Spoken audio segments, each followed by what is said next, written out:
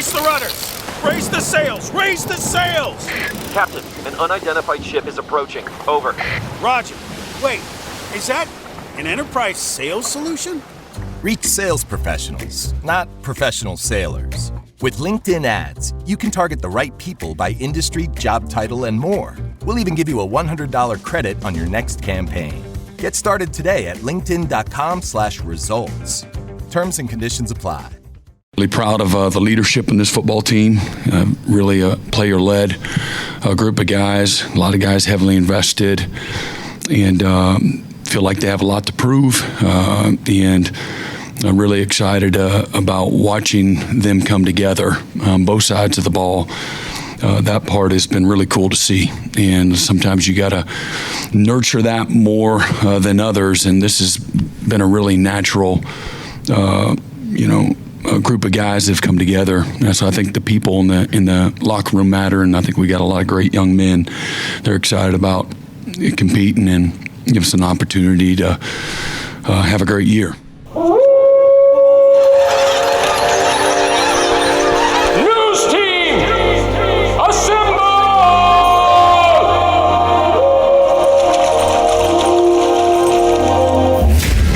It's back and bigger than ever. It's the Unofficial 40 from SoonerScoop.com. Now, here's the entire SoonerScoop crew. Carey, Josh, Eddie, and George. All right, welcome back. It is the Unofficial 40 podcast right here on SoonerScoop.com on a very, very special day because we are here at the North Oval where the new tailgating scene is taking root, and boy, it is awesome out here. Eddie is with us, George is with us, Carey with us, cast of thousands stopping by. We're going to have Joe Harroz come out and talk with us about an hour and a half from now. So, yeah, you just heard that right. It's a 2-hour podcast, gentlemen. 2 hours. We're going to be out here on the North Oval. As I said, it's a nice crowd. I mean, it's a first start. And you know what, guys? I don't know how you feel coming in here today. I don't know. Eddie, I was here a little bit early. Eddie, you've had to battle some traffic, I think, going to pick up some supplies and things. Yeah, it wasn't too bad. I mean, it definitely feels like a game day around here. Let's talk about the weather, though, first off. The weather is unbelievable right now. Hold off any kind of rain. That's Hold off the rain. I think there's going to be a couple of showers. I think there might be some showers, but we're good. Overall, it might be nice, actually, to get a couple of droplets of rain on you going into the game today. Also, I'm just happy to be here. All right. Well, how long are you going to stay? We'll see how long you're going to stay around today.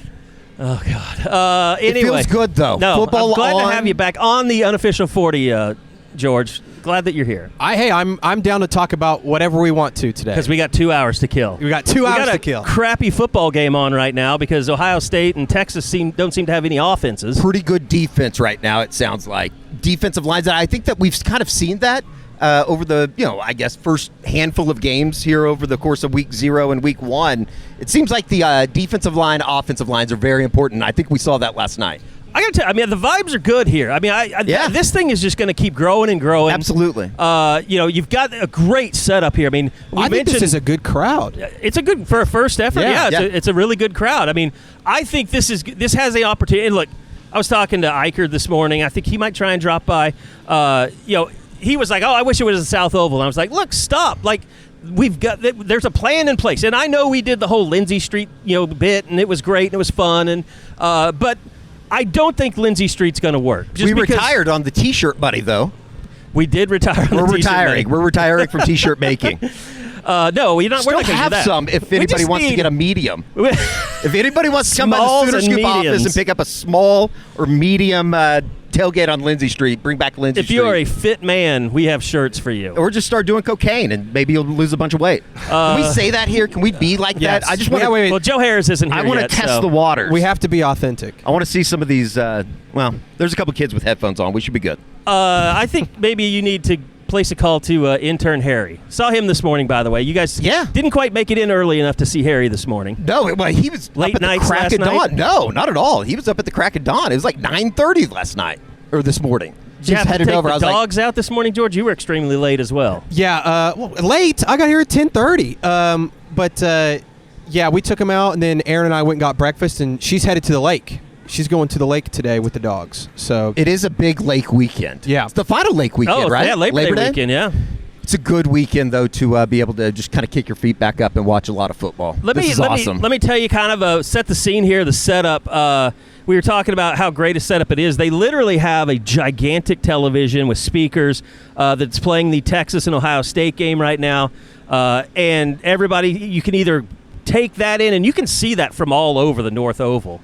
And so, but the drop-off is the biggest thing. We were talking about Lindsay Street.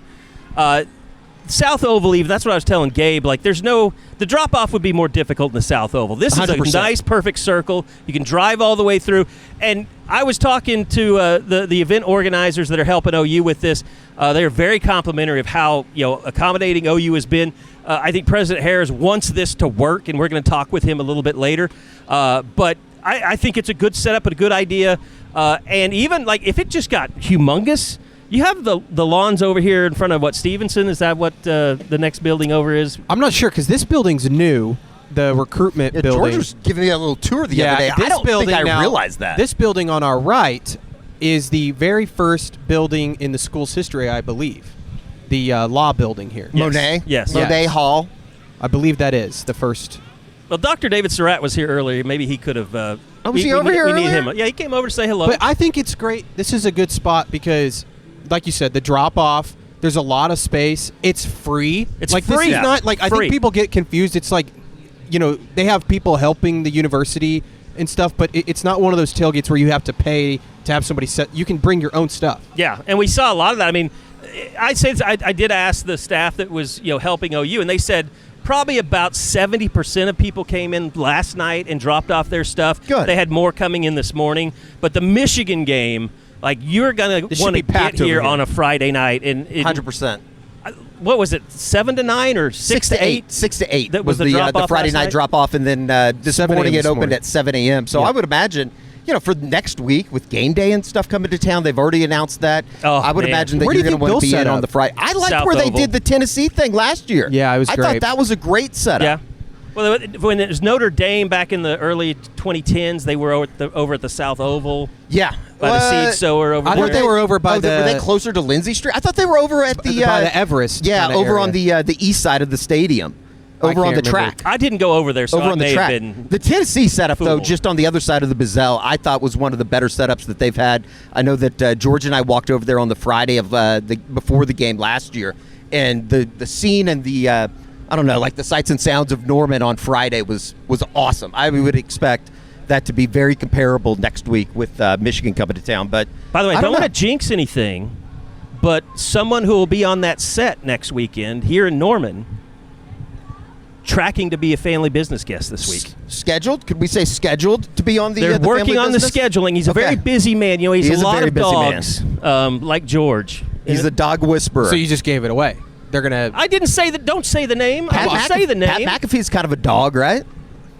So there you go. That's a little misdirection. Oh, that'd be great. Pat McAfee would be great. It'll be cool. Did you guys get up and watch any of the game day stuff this morning? I did. I cried during the Lee Corso stuff. Was it good? I didn't see it. I'll tell you this. I'll admit, like, I think most people feel like Corso overstayed, and he should have, retired earlier. And I was kind of like, okay, well, he's finally retiring, and it is right to make a big deal about it. And then when I heard David Pollock's story this week when he was on with the family business, like, just how great he was as a person, and he was down to do anything. And, like, they tell him that, okay, you need to get in a bathtub full of shrimp, and he's like, let's do it. Like, just the way that he talked about him, and you can see why Herb Street broke down so much when they were doing the show. But just a great man. And it's a shame, now I look at it more like it's just a shame that he was robbed of, some really good years with some health problems. Sure. I'm going to miss him. And I think that he's just become such a staple, and that show's become such a staple of the, the boardings on college football game days that I did flip to it feels Fox weird for a second, and it just didn't seem near the electricity level. I saw some clips of Portnoy. Yeah, I only saw the going at some people. The trolling of Ohio State fans and all that kind of good stuff. But I don't know. It's going to be weird without him here next week. But I think at the same time it'll be the same thing. Probably not, because it's I don't know. I would think that they would come to I think they always go to the big noon game, don't they? I'm not sure. I think that's right. I don't ever watch their show. And Really. It was is just a ABC. unique experience that game day happened to be there with the big noon guys. The real thing is, and we'll have to find this out, like, is Fowler going to call the game next week because he's doing the U.S. Open? I would say Who's calling the game tonight? Is Reese calling the game? Reese Davis? I don't know. That's a I good don't know question. because I think they flipped them. I think the usual primetime ABC crew is doing the Notre Dame-Miami game tomorrow night, and I want to say somebody else is doing the game Clemson-LSU You know tonight. what? You know who is really bad? RG3. I don't know if you thought guys. he was bad? No, I thought he was him. not I good. like him and Jason Benintendi. I think like his Jason. problem was he held back too much. I think Yeah. after the ESPN fiasco, well, not fiasco, but just him getting let go. I think he's trying to be too straight-laced. He Yeah. just needs to let it rip. I don't know. I'm not a fan. It wasn't that bad. I think that's going to be a pretty good little. They're going to do the Friday night games, right? That crew. I'm not sure. The way that they were talking last night, I thought that they are. I think that's going to be a nice little Friday night extravaganza. Well, that with was their crew. top play-by-play guy that he's with, right? For Jason Fox? Benintendi? Yeah, Benintendi. No, because you that was have him last night, right? Tessitore. I think that they're the Friday night crew. Okay. I thought Matt Berry was the Friday night, and he was just doing the Thursday night game. I couldn't tell you. I didn't know that Matt Berry worked for Fox. So that's Wait, a new Matt one on Berry, me. the guy for ESPN? Oh, Is he? He's I'm with thinking ESPN. of ESPN. Yes, Yeah, ESPN. Matt but Berry Fox does is the doing college for, I didn't. football. Okay, I don't know what I'm post-game talking coverage and all about. that. Clearly. What does every USAA member have in common? Family. We're one big family who supports the military community and their eligible families. And if you, your parent, or spouse served, you could join our family and save big on auto insurance. Visit USAA.com/join today to check your eligibility. Membership eligibility and product restrictions apply and are subject to change. USAA means United Services Automobile Association and its affiliates, San Antonio, Texas.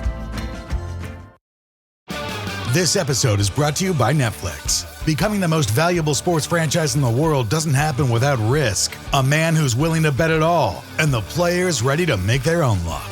America's Team, The Gambler and His Cowboys, is the story of the 1990s Dallas Cowboys and Jerry Jones's impact on NFL history.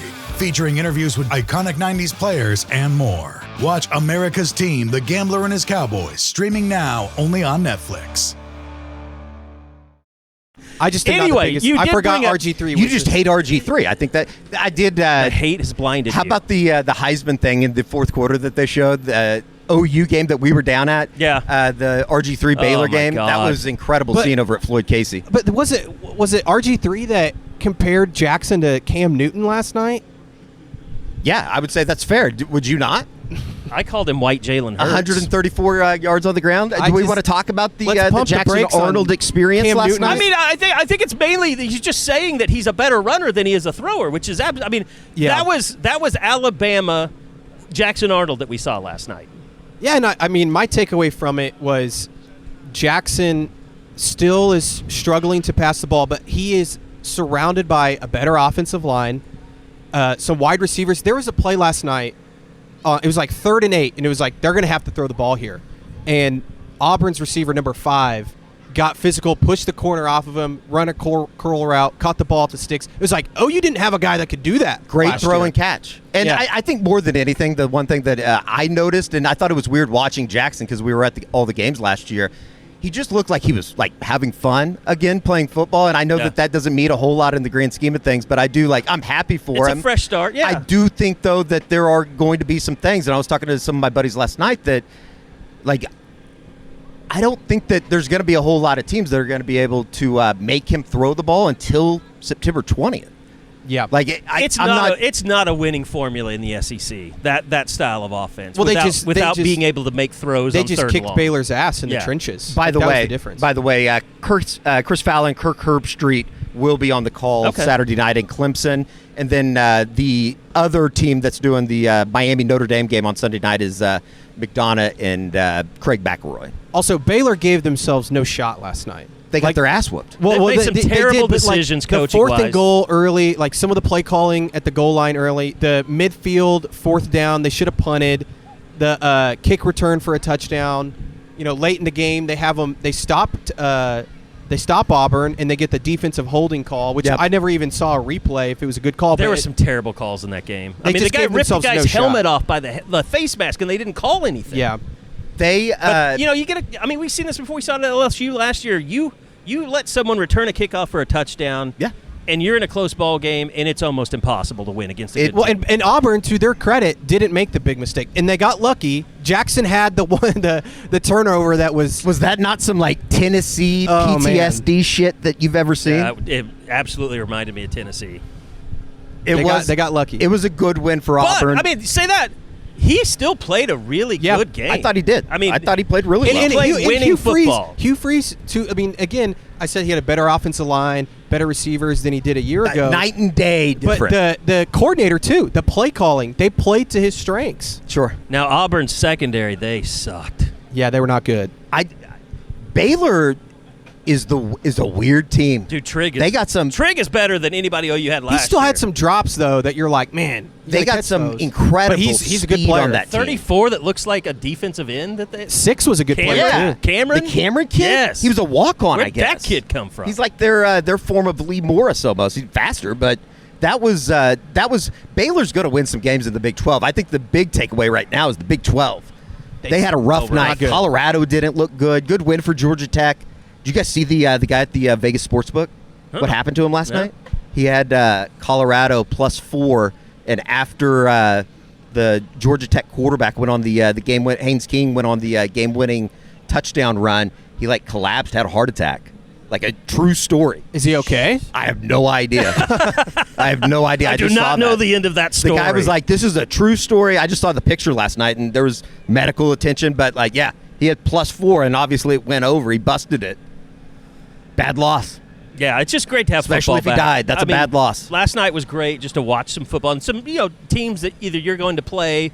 And let's face it, that Auburn team, what Jackson Arnold is going to be when they come in here for Game 4, how fired up he may be or how nervous he may be, we just don't know. But that's going to be a tough team to beat. That defense is really good. Yeah, they look good. They look good for all of the. They're good in the trenches. For the last month, for a team to come out and play like they did last night, I think that's a good sign for Auburn because there was a lot of off-field commotion, I would say, with what was happening with the quarterback and everything else that could have gone into a game 1, and you look up and they're kind of stumbling over their feet.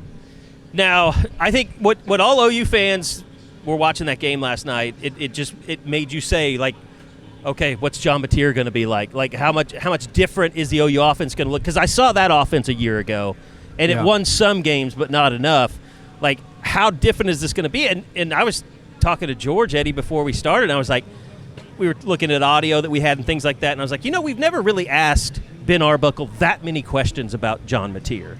Like, we've just assumed, that everything that's been said needs to be said by John Mateer. Like, Brent Venables gets asked about John Mateer more than Ben Arbuckle.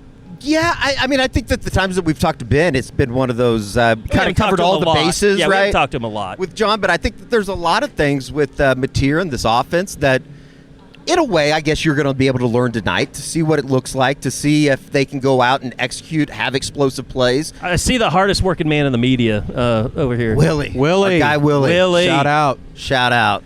He's a superstar. By the time he walked from there to there, he already posted 72 videos. Probably. Keep it up, bud.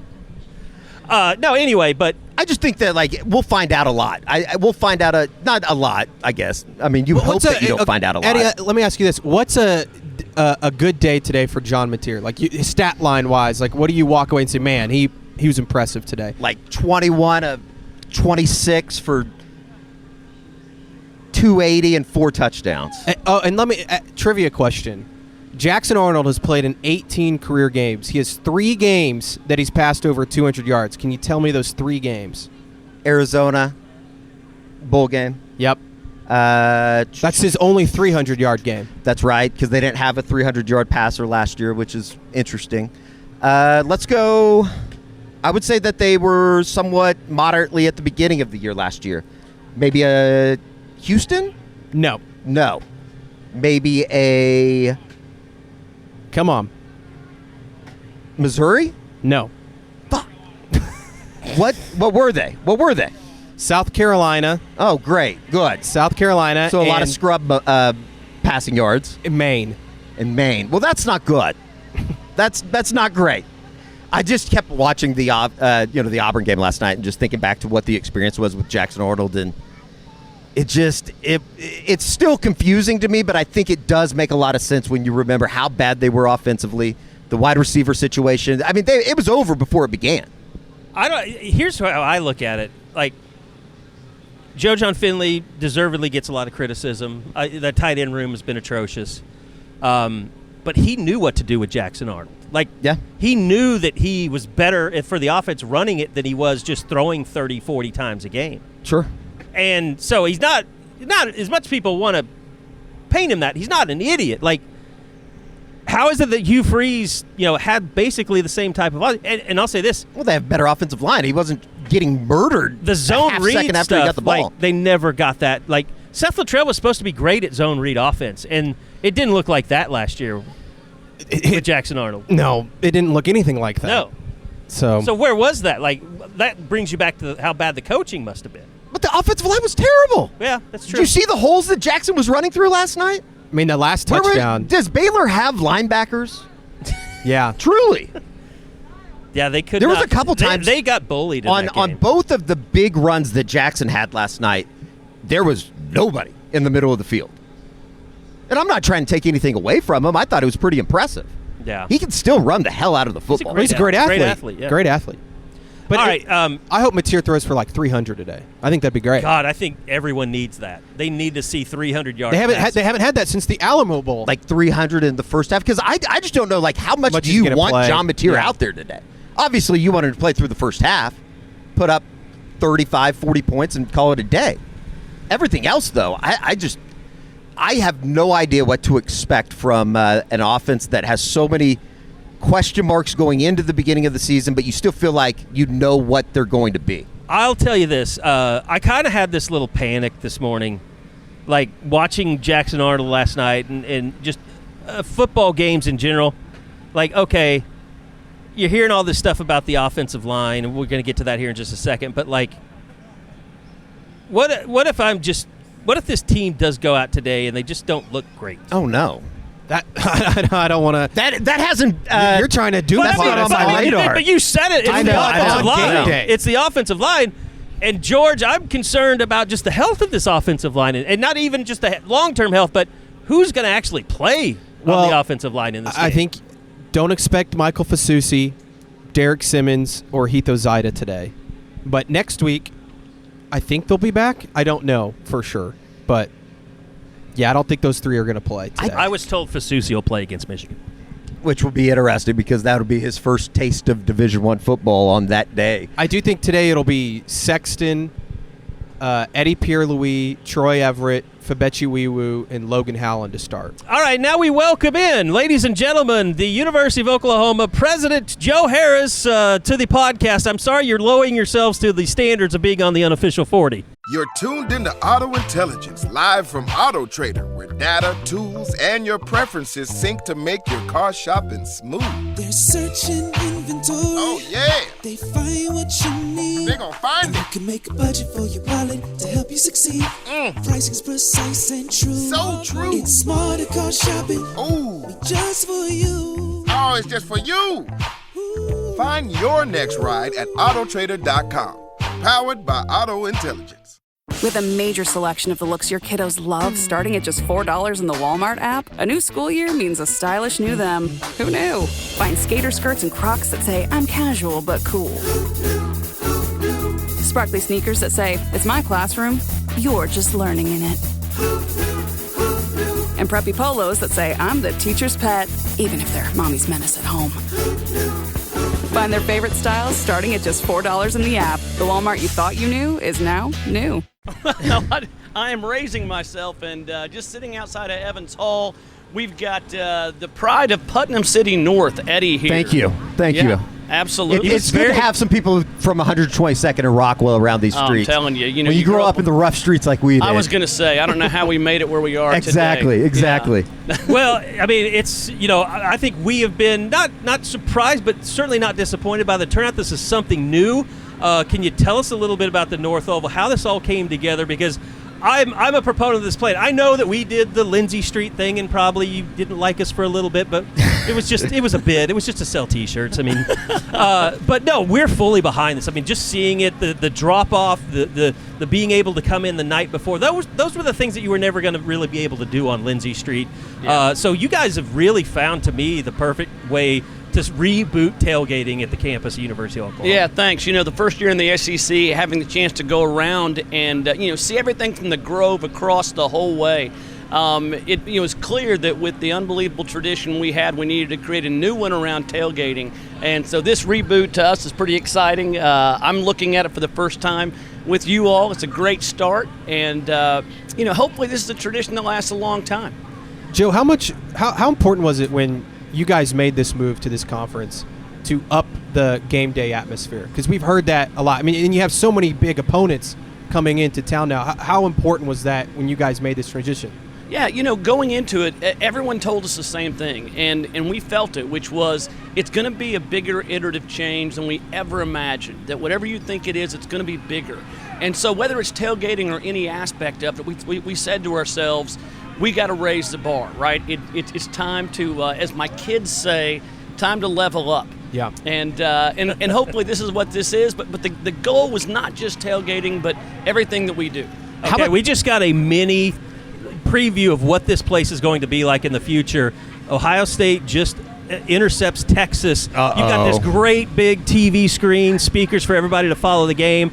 Like, I can see when this place starts taking off, like this, there's going to be giant roars coming from this place with games, playing on this giant screen. Yeah, that's the goal. We actually brought in a couple of consultants, and originally I thought, because I'm such a great, university planner where I have no expertise, I was like, let's do this thing at the duck pond. I'm not sure if you've seen what A&M has done, sure. But I was like, why wouldn't we do the duck pond? And it's bigger than the Grove. It's more in line with that. But you hit the nail on the head, which is the experts came in and they're like, you can't drop things off. And the connection to Campus Corner, and also when you look at where people enter the stadium, all of this made sense. So turns out we should let experts be involved, but the general idea was let's level this thing up. What's this been like just over the last year with the move of the SEC? I mean, I'm sure that there's a lot of learning that has been done on and off the field. The tailgating scene, I think it only grows as Oklahoma gets better on the field. What's your excitement level just to kind of see this for the first time tonight? Yeah, it's interesting. When we kind of laid out what does the future of college athletics look like, sure. And when we also put together our strategic plan for the university, people will often say, where does athletics fit? Well, if you look at our strategic plan for the university, there's 5 pillars, and inside of 3 of those you can see athletics because it connects people, right? This idea that you want to be excellent academically, you want to have a great value, be sure. affordable, and the next part is you want to be connected to people and feel like you belong. So this idea of athletics being excellent at the top tier was as important as our climb to get into hopefully the AAU status for academics. So moving to the SEC, there were only 2 options for us, SEC or Big Ten. SEC was a better fit for us. But all of this has been very purposeful with this idea of if you are going to say you're the best and want to be among the best, you have to compete with them. Sure. And so I don't know about you, but I look at these matchups, and we just added the 9th game in the schedule. Boy, that takes some great business sense, right? Like, it cracks me up. You know, I think it was only 5 minutes after they announced, and the teams are going to get more money now. Right. It's a shocking revelation. But it's the big matchups that bring people together that, for us, create the community and the connection that matters to the university. Do you have a preference on, I think that Texas and Missouri, those have kind of been the 2 schools. Yeah, the pod. Maybe Florida, maybe LSU. You have a preference on who you'd like to see? I got to tell you, so I've got a podcast which literally dozens of people listen to. Well, that's what we do here. Right. The podcasters go on with the other podcasters. Right. Tell us about how they promotion. I'll have to have you all on my podcast. Absolutely. But yesterday I had Joe Castiglione and Jim Nagy. So I put I invite people that can't tell me no, otherwise they'll turn me down. And I asked this question yesterday of Castiglione, and he went full senator on me. And now later he hit a pretty good couple points where he actually leaned in. But we think, I say we, what do I know? Castiglione fed the line that it will, be Texas, right? And then He said, and I love this is right out of the Joey C playbook. He was like, most likely a contiguous state. Okay. All right, there's a good hedge there. Okay. And then one that's not contiguous. So, if you look at it, guessing at it, maybe Missouri, maybe Arkansas. Yeah. And then we'll see maybe a Florida. We don't know, but we're going to find out pretty soon. Well, you've got a lot of stuff going on in your athletic department, a lot of changes. As you mentioned, Jim Nagy was on your podcast too. I want to get to that, but let me ask you, because you mentioned this during Joe's retirement, future announcement about the stadium and when he came in and changed it, and people didn't understand, the dollars involved and how it's paid for itself now. I have to think that that's exactly what's going on with the West Side, because in this day and age, people are like, $450 million. Like, what about NIL? What about paying players? What about revenue share? This is something that will pay off in the long run, and probably more than pay off if you do go with this and modernize the West Side of the stadium. Yeah, and as a fellow elite podcaster, you're being kind to me, because you were listening and you heard me say that I said the East Side would never work. When Castiglione put it up. I just couldn't imagine that it would actually work. And obviously it's flourished. When I look at the West Side, and to your point, when you look at it, it is not something that it is an old school idea. You've got to look for new revenue opportunities, making sure you create a fan experience that's more fun than watching it at home on your 4K television. Yeah. And a big part of that is, do you have the facilities? The West Side's 101 years old this year, and under the pro forma, if it goes as we expect, it's actually, we like to say, accretive to be fancy, but it makes money, and we can drive that into the program. So we're pushing forward with it. We're going to take it to the board here in the next few months to make a final decision on go, no go. But so far, Joey C's doing a great job on the fundraising. We're looking at those founder suites right now, and it's going pretty well. So I'm optimistic. Eddie just wants you to leave a trough for him. Yeah, just a couple troughs in the bathroom, because I think that is one of the cultural things that people like to see when they come to a stadium like Oklahoma. I love that. I really think that they say those kind of amenities really do reflect on the individual. Sure. So sure. I think I'm a trough guy. No, I think you're a trough guy. I'm a trough guy. Right. Absolutely. Absolutely. Joe, you talk a lot about Joe C. Obviously going through a pretty big search right now for the next athletic director. We saw Stanford, I think it was, that hired, was it somebody from a marketing guy with Nike? Nike guy. Yeah. We've heard a lot about this out of the box, like maybe, new age athletics. Like, what are you looking for in this next idea? And could it be something that's maybe different than what it has been before? It's interesting. When you think about, one of the things I think people struggle with a little bit is change, which is how do you recognize and then react to change? And so I think the move where you go and get the former Nike CEO, and he's got a big background as well, I think it's fascinating. To me, you always start with what is the environment today? Not what did it used to be, but what is it today? What's the same and what's different? So when we went out and got the first true pro-style general manager, which still is the first true pro-style, people were like, really, I think everybody knows that's the answer, but it's hard to recognize it and act on it because it's so different. Same thing on moving to the SEC. We're a first actor, but it clearly made sense to a lot of people because after we did it, other folks moved. As we look at what this next iteration, this next move of athletic directors looks like, they have to understand the Olympic sports, they have to understand those things, but there is this element of you've got to raise revenue. You have to generate new revenue and adapt to an environment that has a massive pro component. One sport makes money. Every other sport loses money. So how do you make sure you drive, especially at a time when the direction it's going is uncertain? So, yes, we're looking for somebody. We're kind of looking at 4 buckets. One of those would be that CEO set that you've seen out there. The other would be sports business. Other one would be sports marketing and media, and then just the CEO group. And are there superstar ADs out there that make sense in this environment? And there clearly are. So we're looking at all 4 of those. I know you got to go, so we appreciate the time. But one last thing. I want to ask you about Randall Stephenson. I mean, I think a lot of people don't really know they know he was the AT&T CEO, but they don't really know what does he do, how does he fit in with the athletic department, and just why did you want to get him involved in the first place? So that was a super kind way of saying it's time for you to leave. No. I know. You can stay here as long as you want. Handicapping I've been treated this way my entire life. This reminds me of my high school dating. That's lower comments. You got sense to the lower comments is what happened. That's exactly. That's exactly. Right. I guess I'm more of a trough guy. Exactly. So Randall Stephenson. This guy is amazing on every level, and people think telecommunications, but his background is in a Fortune 5 CEO. Right? Think about it. The guy bleeds crimson and cream. He's become a really great friend, not just of me, but the university. He and his wife have funded things like the Transformative Tutoring Initiative that helps out kids throughout Oklahoma. I went to him when I saw the big changes that were taking place in college athletics, and I said, look, I know it's disruptive, but I haven't lived in this world of systemic disruption like you have. He also did huge media deals while there. HBO Max was one of the media properties that they brought in. He has experience with the PGA.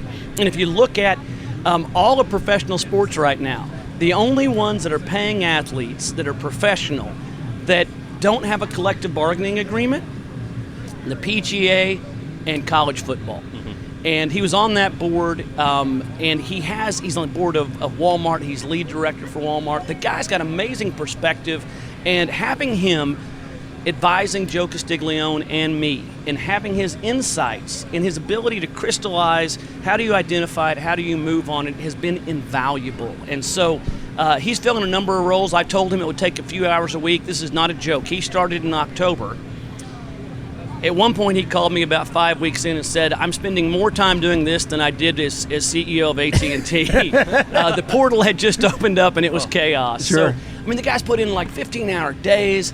He brought in Nagy, did those things. So he's a star. We're beyond lucky to have him. He's a great friend and a ridiculous talent. It's awesome. And his price is right. He won't take money, sure, but he will donate to NIL and research initiatives. Yeah. So a few more employees like that, and we got this deal on the rails. I think he's going to have a nice career on the PGA Tour, but that kind of makes me think that Chris Gotterup might be an outside dark horse to be the AD here. He'll either be on the Ryder Cup. That'd be great. Or Ryder AD. Cup or AD. Right. Yeah. I got one more. Yeah. Yesterday, there was a report that came out that Brent took a pay reduction this year. Came to you guys. Was like, hey, I'll take $1 million, go to revenue sharing. How did that come about, I guess? And just, I guess, your faith in Brent moving forward, and also just the revenue sharing and all that had to go into that. Yeah. It's fascinating. I've been around coaches. Every coach preaches character. They all do. They talk about family. They talk about, and you know what? Some of them don't live it. And we don't need to detail any of that. But I can tell you, Coach Venables lives it. And in this era where we're pouring money to get the players here, he stood up and recognized, hey, you know what? The best thing for this enterprise is if I live into my values, if I show my character, and I put $1 million into this. And it's just another example of who Coach Venables is. The guy lives what he preaches. He works relentlessly hard, and he wanted us to be better. And he also wanted to show, I think, everybody. Now, he didn't announce it. I would have announced it a long time ago if I'd given $1 million away.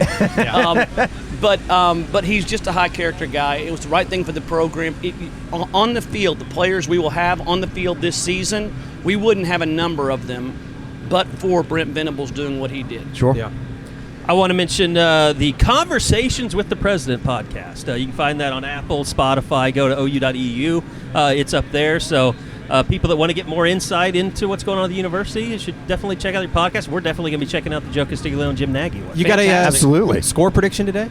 I think it's going to be just fine today. I'm going to say 42-7 is going to be my prediction. Yeah, that's a cover. That's a cover. It just so happens it covers. It covers. We're good. I'll be honest. I'm never aware of those things. Well, if you need insight, I follow it closely. Yeah, I'm just kidding, of course. No, it's fantastic. Appreciate what you all do. You guys are a huge part of this. It's a fun relationship, and it's cool. Appreciate you guys. It's gonna be awesome. Very much. Appreciate it. That's President Joe Harroz, University of Oklahoma. Give him a big hand. everybody. The crowd is in. All right. Also, Let's do a give a hand to boomer. the great Joe Bettner right there. Joe Bettner's There we doing go. work. Joe Bettner's unbelievable. He's the awesome. man. This guy can make this look around average on a camera. That's like a wizard. It's good. Yeah. All right, thank you Thanks guys. so much. Appreciate it. Appreciate it. I do like the initiative here on the North Oval too. Like Yeah. I just feel like this could end It up being a fits. great Yeah, spot. I mean, it fits. the amount of people out here now, it's starting to grow. And like you said, the big screen out here and free setup. It's easy to drive down here and drop your stuff off. Like, can you This imagine? could be a great scene. Can you imagine, when this is full? I mean, you kind of, I don't know if people heard that on the podcast, but you could hear the cheer all across the oval when Arch threw the interception. Yeah, when Arch threw the interception. I mean, can you imagine when this place is just stock full of people and they're tuned into a big game in the SEC? I mean, next week will be a really good gauge. Especially if they set everything up with game day, just a couple 100 yards away from here, you can kind of flow back over here, get over to Campus Quarter, get back over to the stadium if you need to. They still do all the stuff in the north end, I guess, of the stadium for the Fan Fest. It's a cool area, and I think that it needs to be taken advantage of because they're telling you, come over here, you can tailgate here, you can have a good time. Maybe get the cops called. It's one of those things, like, you go to school here and you come back, 30 years later or whatever, and it's like, oh my God, how did I walk from, Dale Hall to, the other half of campus or whatever? But like, this is easy, man. When you get old, you become a walker. I mean, I walk around campus all the time. This is really convenient, like you said, to get from here. You could call your friends at Campus Corner. Hey, I'm over at the Oval. Let's meet up, over here, or we're at the stadium. I mean, there's all kinds of, friends can gather here. You can go different places. I mean, it makes it worth coming up here, 4 or 5 hours before kickoff. 100%. And especially on a day like today where the weather is just absolutely unbelievable. Maybe next week we should grill out. Carey. Michigan, it does look. I don't know if you know this, but we got a high 70s. Studio deliveries coming next week. I'll grill. Busy. I'll grill. Oh, yeah. That's a. I love grilling. It's a good time for everybody. Paying for all the food that I am grilling. We need to have a meat company dedicate some burgers to us. There you go, Schwab. Let's get it going. Might have to make a call this week. I did see the great Gabe Ikard wandering around here earlier. I don't know if he's. I think he's headed over to the official pregame show. Starts at 2. Probably. He doesn't have time for us. No, I think we probably blew past him with Joe Harroz. Oh, blew that's his fine. window. That's fine. It's all good. It's all good. Do you see the gentleman? He's wearing an Unofficial 40. I like it. The visor. The visor. Absolutely. Love that. I know he paid for that because we haven't given those away. Looking good. Appreciate it. If anybody wants some of these hats, we do have the hats up here that they come and grab. Yeah, Unofficial 40 trucker hats. We have both red and black still. Yeah, the black ones have been going pretty hot. Black is going quick. Yeah, grab Go them. ahead, grab one. Go ahead. Yep, we're grabbing hats. All good. Glad you guys made up after last year. I hope that You comes missed it out. earlier. I hope that comes We were across. screaming at each I hope other that comes earlier. across. This episode is brought to you by Nespresso Virtual Coffee Machines. Ready to enjoy the bold flavors of barista quality Nespresso iced coffee at home? Simply fill a glass with ice and press the brew button on your virtual pop machine to enjoy rich double espressos roasted to stand up even when chilled. Refreshingly bold iced coffee. Refreshingly easy to make at home. Visit Nespresso.com to shop now. Gabe Ikard, get your butt over here. You're going on. This is a cool deal, though. This is a very cool deal. I like this. I like the crowd. Well, we welcome in now. It's Synergy Hour. We had the president who was representing his podcast. Now you are representing the Oklahoma Breakdown. Which How we doing, guys? doing good. This is a great What do you call. Weather's think? awesome. This is great. First This is cool. impressions, North Oval. It has the potential Yeah. to be very cool, Absolutely. The potential's through the roof. right? Yeah. If we can get people to buy in Sure. on this and fill this entire thing with tents, kind of, we all have seen the Grove. Yeah. Yeah. Will it ever be that? Probably not. Maybe not. It's kind of hard to. They're about 40 years ahead. If it could be half of the Grove. You know what I mean? If Sure. this thing can be full of tailgate tents, Yeah. a couple hours before the game, I think it could cool. be a great atmosphere. I am definitely coming over here like 8 o'clock next Friday just to see how many people have put their tents out. Yeah. But it was kind of you could see it, Gabe, because like Arch Manning threw an interception, and it wasn't like the entire oval erupted, but it was a smattering of applause, and it was a wave coming our way, and it's while President Harroz was sitting here. But like if this place was full of people and it was the place, like watching games on that TV over there that are important to OU fans and the cheering, and it's going to be like, it'd be like the bar where they have the feed where the big Chris like Collins meme thing. slide floor, like it'll be like that. People just going insane. I think one other piece to it. Clearly, we want to get as many OU fans here as possible. Crimson and cream tents up and down this entire thing. But if it can also become the place where the visiting fans come, that could create a very fun dynamic. Yeah. Just talking to OU fans that went on some of the SEC trips last year, Eddie. It was awesome. That's a fun thing to do, like to have a go-to spot for the visiting fans. Sure. The Grove was unbelievable. And I think if they could use that as a basis of what they want to build, you can make this into a really, really cool event. All right, here's my pledge to the fans. You want to shit on Texas City? Yeah, you can shit on Texas. They have not looked particularly good. Struggling. Arch, he hadn't gotten a ton of help around him. Nope. No. I'm telling you, they're getting beat up front. I think too. a lot of people did, but we did not talk enough about what they were having to replace on the offensive line a year ago. And I'm really impressed with what I've seen from Ohio State defensively. The defensive line's played at a very high level, but that secondary has completely locked down Ryan Wingo and that receiving core from Texas. And one thing I thought it would be a big missing piece from their team a year ago. Gunnar Helm was an absolute baller for them at the tight end position last year. Because I was going back and watching that Texas-Michigan game, kind of getting prepared for next week for when Michigan comes to town. He was just such a playmaker for them, and I don't think they have that right now. And that was a big piece of what they did last year offensively with Helm. Like in big moments, Ewers found that guy, and I don't know if they have that guy at tight end. Interesting. Well, I'm going to ask you one question, then I'll let you get out of here because we're going to get out of here. But I don't have anything to do. We don't start pregame for another Well, let me hour. ask you then. If I pledge to bring the crew back next week, can we do a Oklahoma Breakdown Unofficial 40 crossover pod? I can speak for myself. Uh-huh.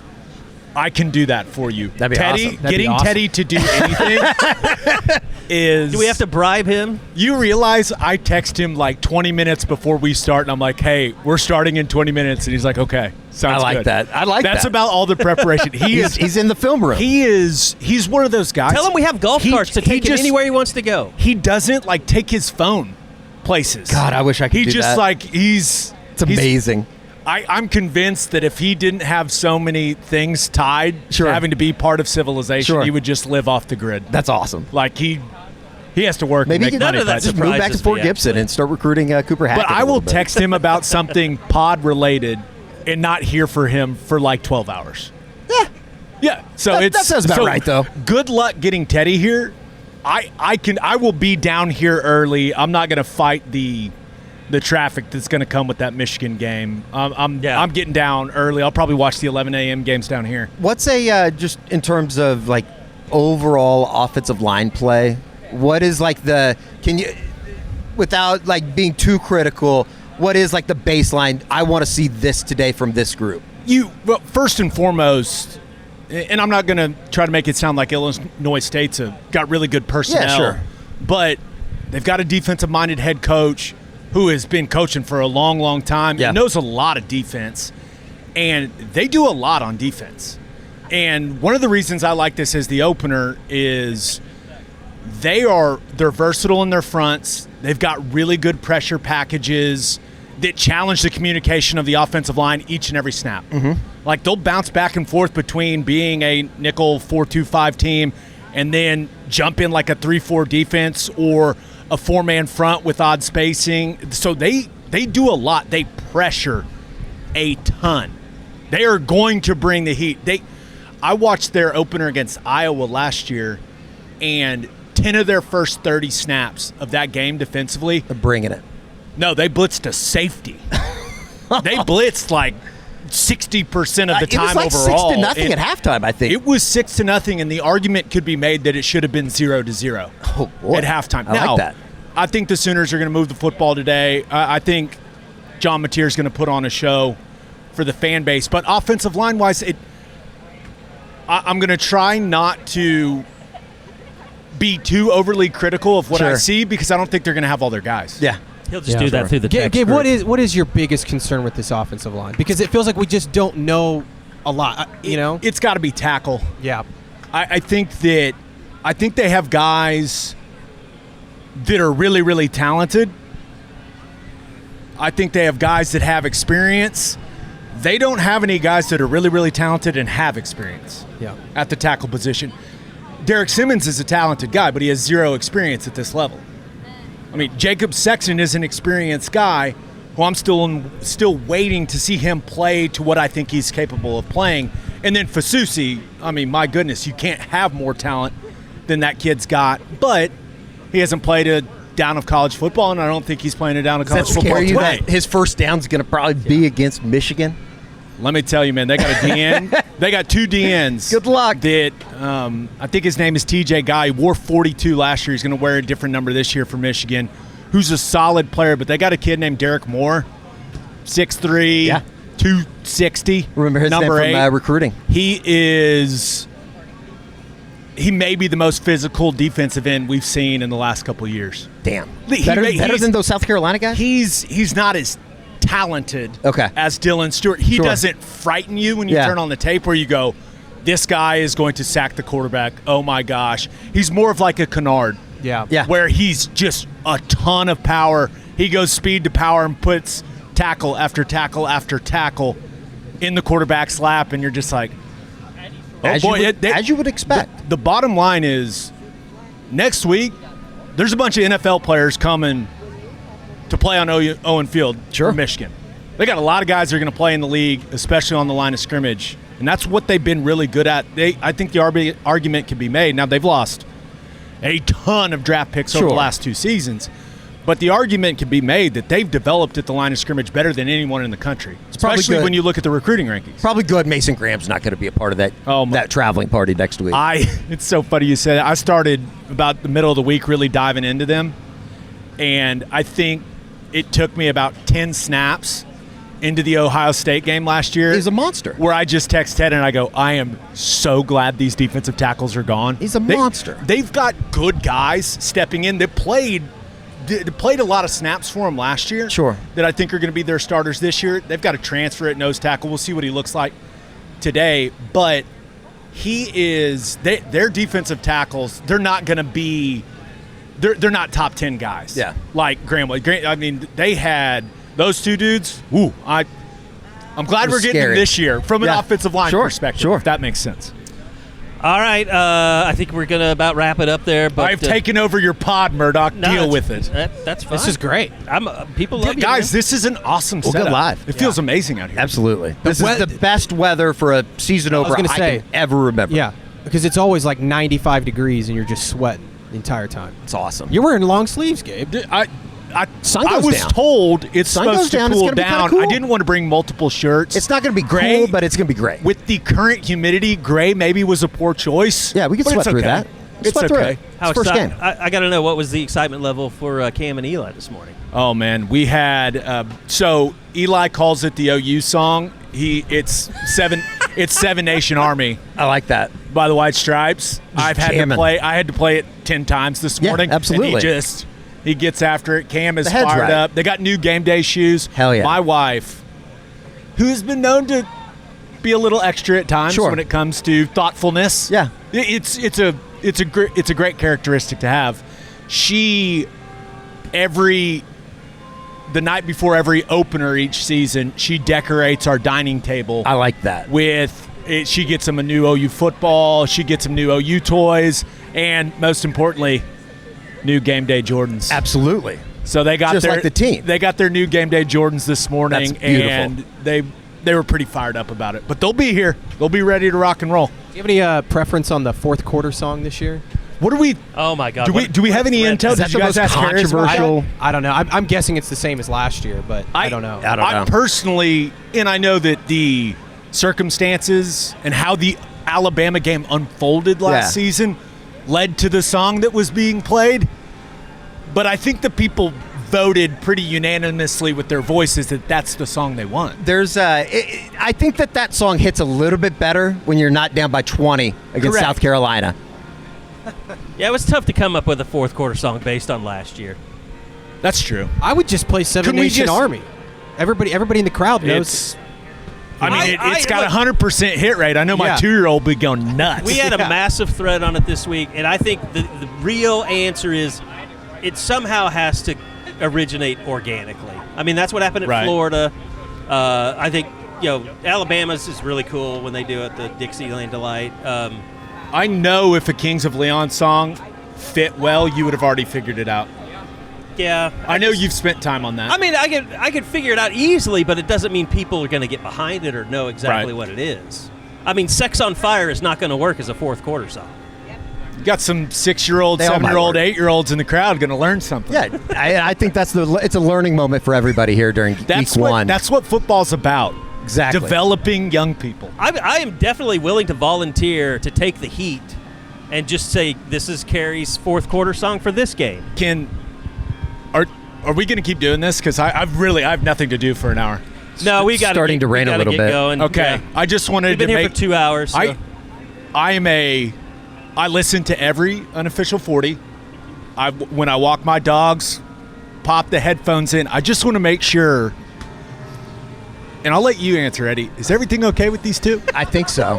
We're good. I think so. Wednesday was even my mom asked, "Is everything okay up there?" And I said, "I don't know. I think they're going to be fine." I had a gasp as I was walking the dogs. I was like, "Oh, he's actually walking out of there." Sometimes we restart. Carey, we got him. Sometimes we restart. They all bought it. They all bought it. Good, yeah. It's raining. I can feel the tension. No. I'm uncomfortable. I'm leaving now. All right. Very good. This has been a lot of fun. That'll do it. We may be back again next week with a little crossover pod. So we'll do some discussions this week and we'll see where it goes. Absolutely. So, all right, guys, I appreciate it. It was a lot of fun. Guys, this is the pot. This is the spot. It's going to be the spot. You got to get down here next week for Michigan. Get here on Friday. We'll give you all the information as we go throughout the week. So, thanks, everybody, for coming out and hanging out with us. And, we'll see you guys next time on the Unofficial 40 right here on SoonerScoop.com.